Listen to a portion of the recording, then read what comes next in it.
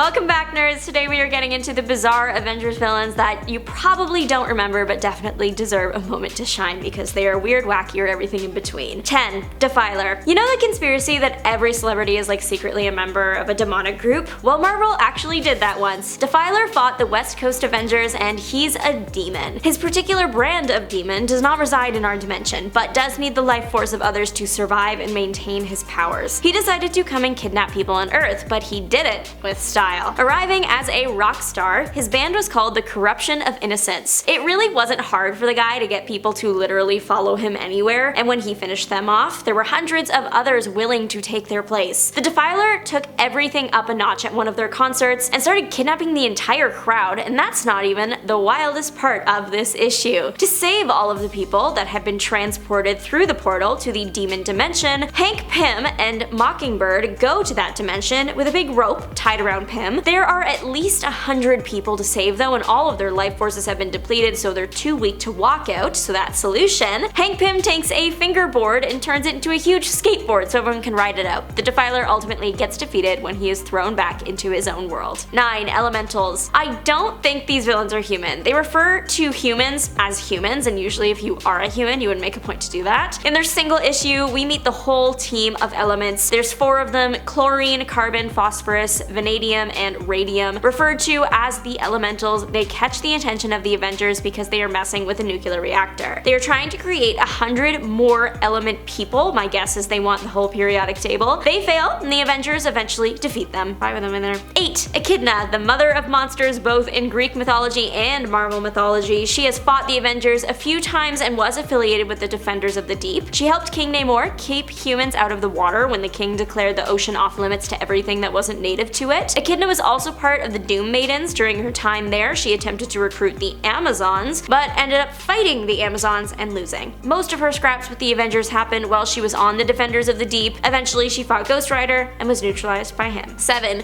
Carstairs. This guy was primarily a villain to Thor, but he did scrap with the Avengers as well. A skilled inventor and weatherman, Jared was not a good person. He stalked someone to the point of getting fired from being a local weatherman. He couldn't handle not having the weather in his life, so he became Weathermaker. He created a suit that could create weather, not just sunny days, but also rain and tornadoes and lightning and hail. He was a force to be reckoned with. He ended up kidnapping the person that he stalked, and that's when the Avengers stepped in. Weathermaker did a decent job holding off the Avengers until Thor came back and destroyed the suit's power pack. Without it, the Weathermaker was just a guy, and he was just a guy who got arrested. 6. Icon. Icon appeared in 2 issues as a Wakandan biochemist who experimented on himself with the advanced tech Wakanda had to offer. The experiments resulted in him gaining the ability to turn himself and others into wood. He had the idea in his head that Black Panther didn't respect him as a scientist. Not true, by the way. But one night during a Wakandan celebration, Icon shows up and starts turning people to wood. Luckily, the Avengers are in attendance, something that he didn't plan for. He does have an ace up his sleeve. When someone turns to wood, they are then under his control. Black Panther wouldn't let the Avengers attack the wooden people though, as they're still his subjects, but worry not, out of literally nowhere comes this guy called Jungle Man to distract Icon. Jungle Man gives the Avengers their moment to start the fight, but Icon surrenders very quickly. 5. Grotesk. Grotesk fought against the X-Men. It was the guy that everyone thought eliminated Professor X, but he didn't because he was actually Changeling. But then he went on to be a menace to Miss Marvel next. She also hit him with something that should have ended him. He again survived and fought the Avengers. In this particular battle, he was part of a group of subterranean beings that were initially fleeing their home underground because it was being attacked by deviants. Grotesk was a villain at heart through, and later after that battle kidnapped Thor's human host Donald Blake, holding him hostage, while Grotesk's lava man brought the living rock to the surface, and that idea was like the living rock would then blow up a lot of the surface world, I guess. Thor made sure that didn't happen and broke the rock before it could come up. All the energy from the rock supposedly destroyed Grotesk, but it turns out the energy just destroyed his body, not his spirit, so that was still floating around. The lava man took that spirit and put it in an impenetrable armor, and he went on to fight the X-Men again. Nightcrawler found the cheat code to defeat the spirit armor Grotesk. He took off his helmet, and that caused the spirit to dissipate. 4. Cactus. The West Coast Avengers get all the weird villains. Cactus is a cactus created by the Dominus computer from a desert cactus. The computer gave this cactus human-like mobility and intelligence. This cactus is the original cactus, but there's hundreds of duplicates out there apparently. Cactus's powers are shooting his cactus needles at a destructive speed and regenerating quickly, as he is technically a superpowered plant. 3. Sunstroke. The leader of the group of desert misfits Cactus was in was Sunstroke. He was a human, but we don't actually know how he got his powers. The villain just says that he created himself, whatever that means. All he says to explain that is a man's sense of strategy was melded with the power of the Day Star. Merging with this power made him capable of absorbing light and heat. He can also generate